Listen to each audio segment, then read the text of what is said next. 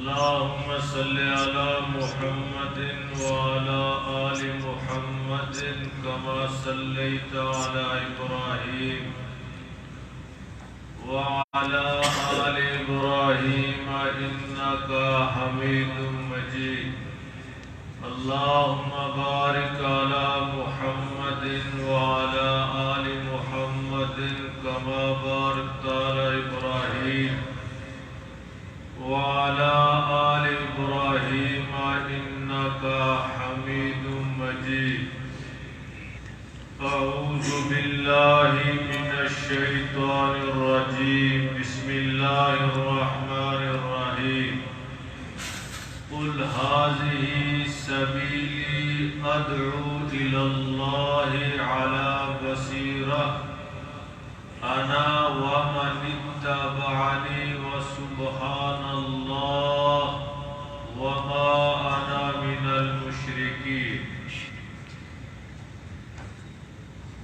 قال النبي صلى الله تعالى عليه وسلم لأوتين الرعي غدا رجلا يحب الله ورسوله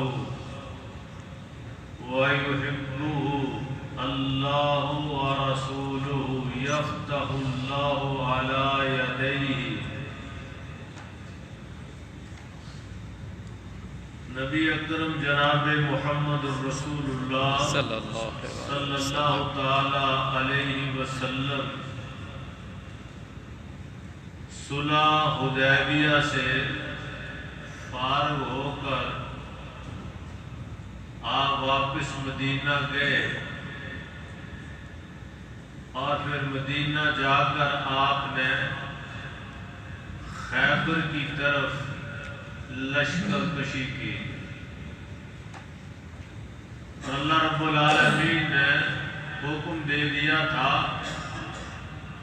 کہ وہاں سے آپ کو فتح ملے گی اور مال غنیمت بھی انشاءاللہ ملے گا. تو اللہ نے حکم دیا تھا کہ وہ منافقین جو صلح حدیبیہ کے ٹائم آپ کے ساتھ نہیں گئے تھے تو اب خیبر کی طرف جب آپ نے جانا ہے تو منافقوں کو کسی کو بھی نہیں لے کے جانا. انہوں نے تیاری بھی کی لیکن آپ صلی اللہ علیہ وسلم نے روک دیا. صرف آپ وہی 1400 صحابہ کو لے کے خیبر کی طرف گئے. خیبر یہودی تھے وہاں پہ، یہ پہلے مدینہ میں رہا کرتے تھے اور پھر ان کی کچھ شرارتیں، کچھ ان کی منافقتیں، تو ان کو نبی اکرم صلی اللہ علیہ وسلم نے مدینہ سے جلا وطن کر دیا تھا، نکال دیا تھا اور یہ خیبر چلے گئے تھے. تو یہ بات لمبی ہو جائے گی، اگر اس کی تفصیل میں گئے تو میں اصل موضوع کی طرف پلٹنا چاہتا ہوں. تو وہاں پہ کئی قلعے تھے، ان میں سے ایک قلعہ تھا کہ جو بہت مشکل ہو رہی تھی. تو نبی اکرم صلی اللہ علیہ وسلم نے ارشاد فرمایا رات کو لَأُوتِيَنَّ الرَّعْيَ غَدًا رَجُلًا يُحِبُّ اللَّهَ وَرَسُولَهُ وَيُحِبُّ اللَّهُ وَرَسُولُهُ، کہ کل کو میں ایک ایسے آدمی کو جھنڈا دوں گا جو اللہ اور اس کے رسول سے محبت کرتا ہے اور اللہ اور اس کے رسول اس سے محبت کرتے ہیں. یفتح اللہ علی یدیہ، تو کل یہ جو قلعہ فتح نہیں ہو رہا، کل انشاءاللہ اس کے ہاتھ پہ فتح ہو جائے. وَبَاتَ النَّاسِ، لوگوں نے رات جو تھی یہ ساری سوچوں میں گزار دی اور سب خواہش کر رہے تھے وہ کون آدمی ہے ایہم یعطا، جس کو یہ کل جھنڈا ملے گا. اور نبی صلی اللہ علیہ وسلم نے ایک بہت بڑی خوشخبری دے دی تھی کہ وہ اللہ اور اس کے رسول سے محبت کرتا ہے اور اللہ اور اس کے رسول اس سے محبت کرتے ہیں، یہ ایک بہت بڑی گارنٹی ہے۔ اور مسلمان کی، مومن کی سب سے بڑی متاع، سب سے بڑی دولت یہی ہے کہ اس کے سینے کے اندر، اس کے دل کے اندر اللہ اور اس کے رسول کی محبت ہو۔ جس کے دل میں اللہ اور اس کے رسول کی محبت نہیں ہے، اس کا ایمان ہی نہیں ہے۔ لا یؤمن احدکم حتی اکون احب الیہ من والدہ ووالدہ والناس اجمعین۔ اللہ نے فرمایا وہ بندہ مومن نہیں ہو سکتا جس کے سینے کے اندر اللہ اور اس کے رسول کی اتنی محبت ہو، اولاد سے بھی زیادہ، ماں باپ سے بھی زیادہ، والناس اجمعین، اور پوری دنیا سے زیادہ۔ اگر یہ نہیں ہے تو اس کا ایمان نہیں ہے۔ صحابہ کرام رضوان اللہ تعالی علیہم اجمعین نے پوچھا تھا آپ کا کس طرح محبت کریں، گھر بار چھوڑ دیا، سب کچھ کر دیا، محبت کا معیار کیا ہے؟ آپ کے دل میں بھی آ رہا ہوگا، 5 وقت نمازیں بھی پڑھتے ہیں، تہجد بھی پڑھتے ہیں، کس کو محبت کہتے ہیں؟ اتنی بڑی بات ہے کہ اگر وہ محبت نہیں ہے تو ایمان ہی نہیں ہے۔ تو نبی صلی اللہ علیہ وسلم نے اس کی تشریح کر دی، آپ نے فرمایا من احب سنتی فقد احبنی، جس کی میری سنت کے ساتھ محبت ہوگی اس کی میرے ساتھ۔ جس نے میری سنت کو چھوڑ دیا، میری سنت سے محبت نہیں کی، اس کی میرے ساتھ محبت۔ یہ معیار ہے اب نبی صلی اللہ علیہ وسلم کی ہر بات، ہر قول، ہر سنت، وہ آپ خود آپ کو پتہ ہے، ان کو دیکھ لو، اگر ان کے ساتھ محبت ہے اور عمل ہے تو آپ کی نبی صلی اللہ علیہ وسلم سے محبت ہے، اور وہ نہیں ہے تو پھر وہ نہیں ہے۔ لوگوں نے یہ رات گزاری کہ یہ جھنڈا کس کو ملے گا، کلہم یرجو ان یؤتاہا، سب کی خواہش یہ تھی کہ وہ جھنڈا مجھے ملے، وہ جو آپ صلی اللہ علیہ وسلم نے اتنی بڑی ایمان کی گارنٹی دی ہے۔ ہر بندہ یہی خواہش کر رہا تھا۔ صبح ہوئی، سب لوگ بیٹھے ہیں، اور بعض صحابہ کرام تو اس طرح اوپر سر کر کے بیٹھے تھے بھی آقا کی نظر ہم پر پڑ جائے، لیکن یہ تو پہلے ہی فیصلے ہو چکے ہیں۔ تو نبی صلی اللہ علیہ وسلم نے چاروں طرف اس طرح نگاہ دوڑائی، اور نگاہ دوڑا کے آپ نے پوچھا عین علی ابن ابی طالب، علی رضی اللہ تعالی عنہ کہاں؟ ودعا لہ، وہ کہاں ہے؟ فقیل ہوا یشتکی عینیہ، بتایا گیا کہ آقا ان کی آنکھوں میں شدید درد ہے، آنکھوں میں شدید درد کی وجہ سے وہ اپنے خیمے میں ہی ہیں۔ فارسلوا الیہ فآتی بہ، نبی صلی اللہ علیہ وسلم نے بندہ بھیج کے کہا اس کو بلا کے لاؤ۔ حضرت علی رضی اللہ تعالی عنہ آ گئے، آپ نے پوچھا آپ کہاں ہو؟ کہنے لگا آپ کا آنکھوں میں شدید درد ہے۔ فبصق فی عینیہ، نبی صلی اللہ علیہ وسلم نے اپنا لعاب نکال کے حضرت علی رضی اللہ تعالی عنہ کی آنکھوں پہ لگایا، ودعا لہ، اور اس کے لیے دعا بھی کی، فبرأ کأن لم یکن بہ وجع، تو حضرت علی کہتے ہیں میں ایسے ہو گیا جیسے میری آنکھوں میں کبھی درد تھا ہی نہیں۔ یہاں پہ رک کے ایک بات سن لیں، یہ نبی اکرم صلی اللہ تعالی علیہ وسلم کا معجزہ ہے۔ معجزہ اس کو کہتے ہیں کہ قدرت اللہ رب العالمین کی ہوتی ہے اور ہاتھ پیغمبر کا ہوتا ہے، معجزہ اس کو کہتے ہیں۔ اور اگر کسی ولی، بعد میں صحابی یا کسی ولی پہ کوئی ایسا کام ہو جائے جو کوئی نہ کر سکتا ہو، وہ قدرت اللہ کی ہوتی ہے اور ہاتھ ولی کا ہوتا ہے، اس کو کرامت کہتے ہیں۔ ٹھہر کے دل پہ ہاتھ رکھ کے یہ بات سن لینا، یہ جو معجزے ہوتے ہیں یا کرامتیں ہوتی ہیں یہ اللہ کی طرف سے ہوتی ہے، اور جب اللہ کا حکم ہوتا ہے اسی ٹائم ہی ہوتی ہے۔ کوئی پیغمبر یا کوئی ولی جب چاہے اس ٹائم وہ بھی نہیں کر سکتا، اس کو خود بھی نہیں پتا ہوتا کہ ایسے ہو جائے. اب دیکھو تھوڑا سا اس بات کو سمجھو. نبی اکرم جناب محمد رسول اللہ صلی اللہ علیہ وسلم کئی جگہ پہ حدیبیہ کا مقام اگر آپ نے کسی نے نہیں دیکھا تو کبھی دیکھ لینا. یہ جو بریمان والے روڈ جاتی ہے نا مکے کو, تو یہ مکے کے قریب جب چوکی آتی ہے نا پولیس چوکی, اس چوکی کو تھوڑا سا آگے کراس کرنا تاکہ اوپر برج لکھا ہے, برجی بنی ہوئی ہے, اس کو حدود حرم بھی کہتے ہیں. اور وہاں پہ وہ سب کچھ لکھا ہوا ہے صلح حدیبیہ. نبی صلی اللہ علیہ وسلم عمرہ کرنے کے لیے آئے تو آپ کو یہاں پہ روک دیا تھا. آپ کئی دن یہاں پہ رکے رہے تو یہاں سے واپس چلے گئے. تو جب نماز کا ٹائم ہوتا تھا نا تو آپ اور صحابہ کرام نے وہ حدود جو تھی نا حرم کی کراس کر کے اندر ہو جاتے تھے تاکہ ہمیں حرم کا وہ ثواب مل جائے, تو وہاں پہ نماز پڑھتے تھے. تو یہاں پہ نبی صلی اللہ علیہ وسلم رکے ہوئے تھے تو پانی کم ہو گیا, پانی نہیں مل رہا, صحابہ کرام پریشان ہیں. تو نبی صلی اللہ علیہ وسلم نے اللہ کے حکم سے کہا کہ کسی کے پاس تھوڑا سا پانی ہے, وہ پانی لایا گیا برتن میں, آپ نے وہاں پہ ہاتھ ڈبو دیے اور آپ کے ہاتھ سے 5 انگلیوں سے 5 فوارے پانی کے نکلے, جس سے سب جانوروں نے بھی پیا, صحابہ نے بھی پیا, برتن بھی بھر لیے اور اس کا کیا نام ہے نہائے, غسل کیا, سب کچھ ہو گیا. ایک تو جگہ اور بھی ہوا ہے. تو یہ اللہ کا حکم تھا اور نبی صلی اللہ علیہ وسلم کے ہاتھ پہ ظاہر ہو گیا. اگر اس کو کہیں کہ یہ ہر ٹائم ہی ہوتا تھا, ہر ٹائم نہیں ہوتا تھا.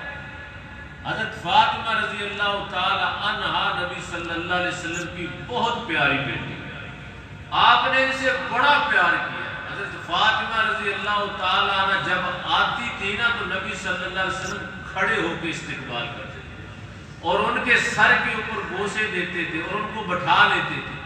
تو حضرت فاطمہ رضی اللہ تعالی عنہا نے آ کے نبی صلی اللہ علیہ وسلم کو ہاتھوں پہ نشان دکھائے کہ آقا اتنی دور سے پانی لے کے آتی ہوں. پیچھے سے کپڑا دکھایا کہ یہ کپڑا پھٹ گیا ہے, وہاں سے مشک پانی کو اٹھا کے لاتی ہوں.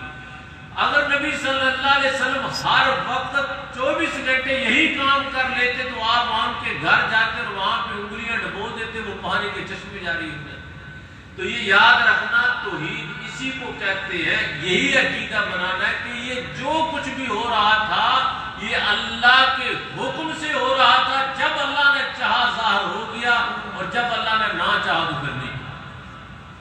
تو یہ جو لوگ کہتے ہیں کہ وہ فلاں کو اتنے اختیار دیے ہیں, فلاں یہ کر دیتا ہے, فلاں وہ کر دیتا ہے, یہ سب جھوٹ ہے.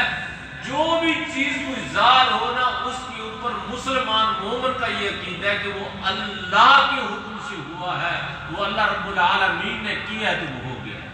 تو حضرت علی رضی اللہ تعالی عنہ کی آنکھوں میں درد تھا تو نبی صلی اللہ علیہ وسلم نے اپنا لعاب لگایا اور اس کی وجہ سے حضرت علی رضی اللہ تعالی عنہ کہتے ہیں کہ میرا آنکھوں کا درد دور ہو گیا.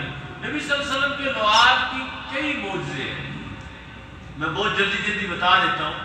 نبی صلی اللہ علیہ وسلم کا لعاب ایک آپ کے پاس گونگا لایا گیا اور وہ بولتا نہیں تھا, تو نبی صلی اللہ علیہ وسلم نے اپنا لعاب اس کی زبان پہ لگایا اور اس کو کہا کل اللہ, اللہ کا نام لے, تو وہ اللہ کا نام لے کے بولنا شروع ہو گیا.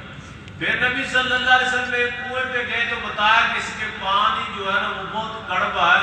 آپ نے وہاں پہ اپنا لعاب ایک دام گرایا تو وہ کنویں کا پانی میٹھا ہو گیا. حضرت ابو بکر صدیق رضی اللہ تعالی عنہ کی ایڑی پہ سانپ نے ڈنگ لگا لیا تھا, بہت درد ہو رہا تھا, آپ نے اپنا لعاب نکالا اور وہاں پہ لگایا تو وہ درد اسی ٹائم دور ہو گیا.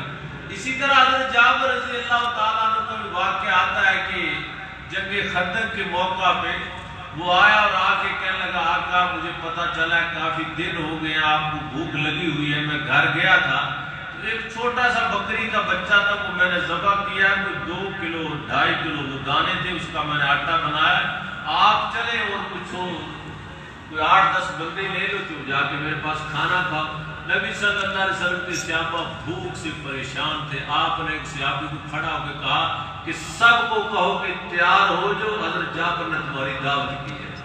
اس کی بیچاری کی پاؤں سے نیچے زمین نکل گئی, دوڑا دوڑا گھر آیا, کہنے لگا کیا ہوا, ہانپتا ہوا. بیوی نے پوچھا کیا مسئلہ ہے, کہنے لگا میں نے تو نبی صلی اللہ علیہ وسلم کے کان میں جا کے کہا تھا وہ 10 بندوں کا کھانا ہے, اس نے سب کا اعلان کر دیا، وہ سارے بھاگے بھاگے آ رہے ہیں۔ تو وہ بیوی بڑی سیاਣੀ تھی، وہ کہنے لگی پریشان نہ ہو، وہ نبی جانے اس کا کام جانے، جو چیزیں ان کے سامنے رکھ دیں گے۔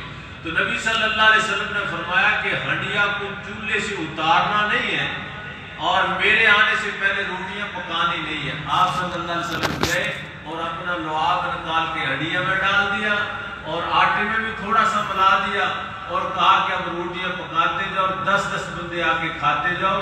وہ کہتے ہیں کہ سارا لشکر جو تھا نا وہ کھا کے چلا گیا، ہنڈی ایسے ابالے بھی لے رہی تھی اور آٹا بھی ایسے ہی پڑا۔ تو یہ نبی اکرم صلی اللہ علیہ وسلم کی برکت تھی جو اللہ پاک نے ظاہر کی۔ تو بہرحال بات دور جاری ہے۔ تو حضرت علی رضی اللہ تعالی عنہ کو نبی صلی اللہ علیہ وسلم نے بلایا، فَأَتَاهُ الرَّايَةُ، آپ کو حضرت علی کو نبی صلی اللہ علیہ وسلم نے وہ جھنڈا دے دیا اور آپ نے فرمایا انفذ علی رسلیک حتی تنزل بساحتہم، کہ یہ جھنڈا پکڑ لو اور چل پڑو اور سیدھے جا کے نا وہ جو قلعہ ہے نا اس قلعے میں جا کے اتر۔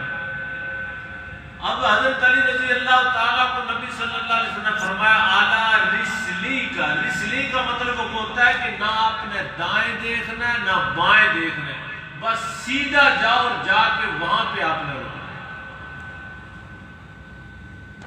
اور چلنے کا جو صحیح انداز ہے نا جو قرآن اور حدیث سے نبی صلی اللہ علیہ وسلم کی حدیث سے ملتا ہے وہ یہی ہے کہ جب تم چلو نا سیدھا دیکھو، یہ نہیں ہو کہ جا سیدھے رہو، کبھی ادھر دیکھو کبھی ادھر دیکھو، پھر وہ ایکسیڈنٹ ہو جاتا ہے۔ گاڑی میں بھی اس طرح یہ جرمانہ کرتے ہیں کہ نہ موبائل میں لگو نہ ادھر ادھر لگو، سیدھی توجہ ہونا چاہیے۔ تو آپ نے چلنے کا بتایا سیدھا جانا، نہ ادھر دیکھنا نہ ادھر دیکھنا، اور سیدھا جا کے وہاں پہ وہ جو مقامی جگہ ہے نا وہاں پہ جا کے اترنا۔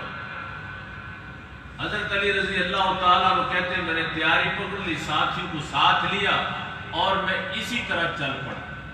اب دیکھنا اطاعت کس کو کہتے ہیں کہ نبی صلی اللہ علیہ وسلم کے حکم کی کتنی فرما برداری ہے۔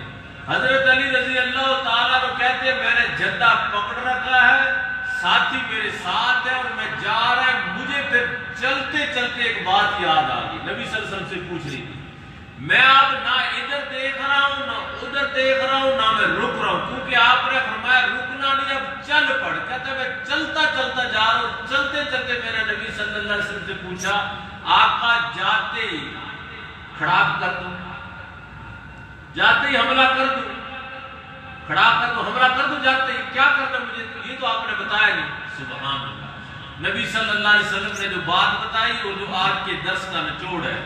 آپ صلی اللہ علیہ وسلم نے فرمایا ثم ادعوہم الی الاسلام، کہ سب سے پہلے آپ نے جا کے ان کو اسلام کی دعوت دینی۔ ہمارا مقصد لڑنا نہیں ہے، قتل و غارت نہیں کرنا، نہ ہم لوگوں کو مارنے کے لیے آئے نہ لڑنے کے لیے آئے، ہم تو اسلام پھیلانے کے لیے آئے۔ سب سے پہلے ان کو اسلام کی دعوت دینی ہے۔ اور کیا دعوت دینی ہے؟ وَأَخْبِرْهُمْ بِمَا يَجِبُ عَلَيْهِمْ مِنْ حَقِّ اللَّهِ تَعَالَى فِيهِ، اور جا کے ان کو بتانا ہے کہ تم پہ تمہارے اللہ کا کیا حق ہے۔ وہ اللہ کا حق کیا ہے؟ لا الہ الا اللہ، یہ حق ہے کہ اللہ کی توحید کی تم گواہی دے دو، تمہارے ساتھ ہماری لڑائی کوئی نہیں، کچھ نہیں، جا کے یہ آپ نے کہنا ہے۔ اور پھر آگے کیا فرمایا نبی صلی اللہ علیہ وسلم نے؟ فَوَاللَّهِ لَئِن يَهْدِيَ اللَّهُ بِكَ رَجُلٌ وَاحِدًا خَيْرٌ لَكَ مِنْ حُمُرِ النَّعَمِ، آپ نے فرمایا اللہ کی قسم آپ نے جا کے ان کو لا الہ الا اللہ کی دعوت دینی ہے، اگر ایک بندہ بھی علی تیری دعوت سے مسلمان ہو گیا تمہارے لیے 100 اونٹوں سے وہ بہتر ہے۔ ہم مال غنیمت اکٹھا کرنے نہیں آئے، ہم لوگوں کو لا الہ الا اللہ پڑھانے کے لیے آئے ہیں کہ ایک اللہ کی طرف پلٹ آؤ۔ حضرت علی کہتے ہیں میں چلتا ہی جا رہا تھا، چلتا چلتا یہ پیغام لے کے میں وہاں پہ چلا گیا اور ان کو جا کے اسلام کی دعوت دی۔ انہوں نے کہاں پہ ماننا تھا، وہ تو آگے سے بڑی باتیں کرنے لگا اور کہنے لگا میں مرب ہوں، میں شیر ہوں، میں یہ ہوں، میں وہ ہوں۔ حضرت علی نے کہا کہ سمیت امی حیدرہ، حیدر رکھا، پھر آ اور وار کی، اور ایک وار میں وہ مرحب تھا، اس کا سر قلم کر دیا، وہ قلعہ فتح ہو گیا اور یہ پورا خیبر فتح ہو گیا۔ فتح ہونے کے بعد یہاں سے مال غنیمت ملا، اور وہاں سے ہی ایک یہودی جو تھا، جو نبی صلی اللہ تعالی علیہ وسلم سے جادو بھی کیا کرتا تھا، آپ کا دشمن بھی تھا، اس کی بیٹی کا نام تھا حضرت صفیہ، وہ غلام بن کے، لونڈی بن کے آئی، پھر وہ نبی اکرم صلی اللہ علیہ وسلم کی خدمت میں آئی، نبی صلی اللہ علیہ وسلم نے ان سے نکاح کر لیا۔ جب نکاح کیا تو نبی صلی اللہ علیہ وسلم کو جب حضرت صفیہ کے چہرے پہ نظر پڑی نا، تو اس کے یہاں چہرے پہ ایک چوٹ کا نشان تھا، تھپڑ کا ایسا نشان تھا۔ نبی صلی اللہ علیہ وسلم نے پوچھا یہ کیا ہے؟ تو اس نے بتایا کہ جب جس دن آپ نے وہاں سے مدینے سے چلے تھے نا خیبر کے اوپر حملہ کرنے کے لیے، تو مجھے خواب آیا تھا۔ کیا خواب آیا تھا؟ کہ میں نے خواب میں دیکھا کہ جیسے آسمان کا چاند اترا ہے اور میری گود میں آ گیا، اور میں نے جب یہ خواب اپنے شوہر کو بتایا کہ میں نے یہ خواب دیکھا ہے کہ آسمان کا چاند اترا ہے اور میری گود میں آ گیا ہے، تو اس نے مجھے زور سے یہاں تھپڑ مارا، جو نشان پڑ گیا، اور اس نے مجھے کیا کہ کیا تو محمد کو پسند کرتی ہے؟ ان کو بھی پتا تھا، دشمن بھی تھے، کہ دنیا میں اگر کوئی چاند ہے تو وہ محمد صلی اللہ علیہ وسلم ہے، ان کو بھی پتا تھا۔ تو پھر یہ حضرت صفیہ کو کہنے لگی کہ آج میرا یہ خواب پورا ہو گیا کہ میں نبی صلی اللہ علیہ وسلم کے عقد میں آ گئی، ان سے نبی صلی اللہ علیہ وسلم سے شادی ہوگی، اور اس کا باپ جو تھا وہ مارا گیا، اس کا شوہر بھی جو تھا وہ بھی قتل ہو گیا۔ تو بہرحال یہ لمبی بات ہے، بہت سارا مال غنیمت آیا، مال غنیمت لے کے نبی صلی اللہ علیہ وسلم مدینہ میں پہنچ گئے، تو ایسے سونا بھی پڑا ہے، مال بھی پڑا ہے کافی سارا۔ تو نبی صلی اللہ علیہ وسلم کے چچا حضرت عباس آ گئے، کہنے لگے آقا مجھے بھی کوئی مال دو مال غنیمت سے۔ آپ نے فرمایا اٹھا لو، جتنا اٹھا سکتے اٹھا لو۔ انہوں نے چادر بچھائی، اور وہ جو سونا یہ تھا وہ کافی سارا ڈالتے رہے چادر میں ڈال کے نا اس کی گٹھڑی بنائی، اب اٹھاتے ہیں تو اٹھتی ہے۔ نبی صلی اللہ علیہ وسلم کو کہنے لگے ذرا ہاتھ لگا دو۔ آپ نے فرمایا لا تازر وازرۃ وزر اخرى، کل قیامت والے دن کوئی کسی کا بوجھ نہیں اٹھائے گا، اپنا بوجھ آپ اٹھا۔ اب نکالنے کو دل نہیں چاہتا، اٹھایا جاتا نہیں۔ تو نبی صلی اللہ علیہ وسلم مسکرائے، کہنے لگے کوئی دن تھا کہ ہمیں روٹی کھانے کے لیے نہیں ملتی تھی، آج اتنا مال پڑا ہے نکالنے کو دل نہیں چاہتا، جو اٹھاتے اٹھایا نہیں جاتا۔ اس طرح یہ آج کل کسی کو 2 3 4 10 لاکھ ریال مل جائے، وہ کہے گا کیا کروں، اب جانے بھی نہیں دیتے، کہ بچاؤں کیسے، پھر ہنڈی سے کسی رابطہ کر۔ تو بہرحال یہ نبی صلی اللہ تعالی علیہ وسلم مسکرائے، کہنے جو اٹھا، اب اٹھاتا ہے تو اٹھایا نہیں جاتا، نکالنے کو دل نہیں چاہتا۔ تو اللہ رب العالمین کی جب توحید آدمی پناہ لیتا ہے نا، اللہ کی قسم اٹھا کے کہتا ہوں، بات وہی وہاں پہ آ جاتی ہے کہ جب اللہ پہ یقین اور پورا بھروسہ ہو جاتا ہے نا، پھر اللہ وہاں سے دیتا ہے کہ وہ سمجھ نہیں آتی کہ یا اللہ یہ کہاں سے آیا اور کس طرح آیا۔ تو یہ یہودی جو تھے نا، جو مار پھر مدینہ میں آ گیا، یہ یہاں پہ سودی کاروبار کرتے تھے، لوگوں کی زمینیں لیتے تھے، گروی رکھ لیتے تھے، ان کو سود پہ رقمیں دے دے کے پھر ان کو لڑاتے تھے، لڑا کے وہ سارا مال اکٹھا کیا لے گئے، لیکن اللہ رب العالمین نے پھر دوبارہ مدینہ میں واپس لایا اور انہی مسلمانوں کو واپس ہو گیا۔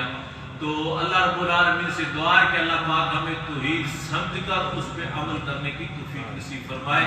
ایک میرا سوال ہے آخر میں، وہ یہ ہے کہ کوئی بندہ یہ مجھے بتا سکتا ہے کہ اگر آپ سے کوئی غیر مسلم یا کوئی بندہ آپ سے سوال کرے کہ آپ مسلمان کیوں ہیں، تو اس کا آپ کیا جواب دیں؟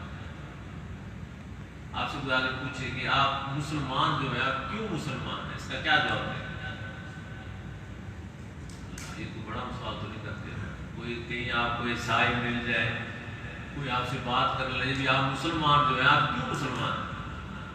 اللہ تو یہ تھا نا کہ اللہ ہے وہ بہت سے نہیں، تو یہ تو تشریح نہیں، مسلمان کیوں مسلمان بنے؟ آپ یہودی کیوں نہیں رہے، عیسائی کیوں نہیں رہے، مسلمان کیوں؟ مشکل سوال ہے۔ یہی جواب ہے کہ ہم مسلمانوں کے گھر پیدا ہوئے مسلمان ہیں، اگر ہم عیسائی کے گھر پیدا ہوتے عیسائی ہوتے، یہ جواب ہے، یہ بالکل جواب غلط ہے، یہ جواب نہیں ہے۔ ہاں جو کہ عیسائی کہیں گے نا، وہ اس کا جواب صحیح جواب ہے نا قرآن سے، وہ یہ ہے کہ ہمیں اللہ نے حکم دیا ہے کہ تم مسلمان ہو۔ اللہ نے کہا ہے، اللہ تعالیٰ کہتا ہے ادخلوا فی السلم کافہ، اسلام میں مکمل کے مکمل داخل ہو جاؤ۔ اللہ کہتے ہیں تؤمنوا باللہ ورسولہ، تم ایمان لاؤ اللہ اور اس کے رسول پہ۔ اگر کسی کا یہ عقیدہ ہے نا آج تک کہ ہم اس لیے مسلمان ہیں، ہمارے ماں باپ بھی مسلمان تھے، اس کا یہ عقیدہ بالکل غلط ہے، ان کو درست کرنا چاہیے، نیت دل میں یہی لانی چاہیے، یہ نہ کرنا چاہیے کہ نماز اگر اچھا بھی کلمہ پڑھا ہم نے اس لیے ہمارے ماں باپ مسلمان تھے، ہمارے دادا مسلمان تھے، نماز بھی ہم اس لیے پڑھتے ہیں ہمارے ماں باپ نے ہمیں حکم دیا ہے، ہمارے دادا نے حکم دیا ہے، حج بھی ہم اس لیے کرتے، ساری دنیا کرتے، ہم بھی کرتے، پھر تو ساری نیت ہی خراب ہو گئی۔ ہر چیز کی بنیاد تو ہی پہ ہے کہ ہمیں اسلام لانے کا اللہ نے حکم دیا ہے، اللہ نے پیغمبر بھیجے ہیں، نماز پڑھتے ہیں تو ہمیں اللہ نے حکم دیا اقیموا الصلاۃ، نماز پڑھو، حج کرتے ہیں تو اللہ نے حکم دیا حج کرو، زکوٰۃ دیتے ہیں، یہ جتنے کام بھی جب اللہ کے حکم سے کرو گے پھر ہمارا عقیدہ درست ہوگا، پھر ہمارا اسلام درست ہوگا۔ اللہ سے دعا ہے کہ اللہ پاک ہمیں عمل کرنے کی توفیق نصیب فرمائے۔ آج میں آپ کو ایک نیا سوال دے کے جا رہا ہوں، یہ کہ اپنے بچوں کو بھی بتاؤ، اپنا بھی عقیدہ بناؤ، دوستوں کو بھی بتاؤ کہ ہم مسلمان کیوں ہیں۔ ہم مسلمان یہ ہے کہ اللہ نے ہمیں مسلمان بنانے کے لیے پیغمبر بھیجے، قرآن بھیجا، اور اللہ نے ہمیں حکم دیا ہے کہ تم مسلمان۔ ٹھیک ہے انشاءاللہ۔ السلام علیکم۔